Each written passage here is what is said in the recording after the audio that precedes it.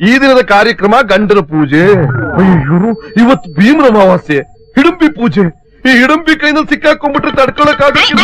ಏನಿದೆ ಗ್ರಹಚಾರವೋ, ಏನಿದೆ ವಿಪರೀತವೋ.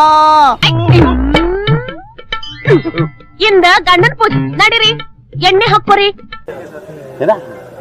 ಎಣ್ಣೆ ಹಂಗಾರ ನೀನು ಹೋಗ್ತೀನಿ ಎಣ್ಣೆ. ನಾಗಳೆ ಹಾಕೊಂಡಿನಿ, ವಾಸನೆ ಗೊತ್ತಿಲ್ವಲ್ಲ.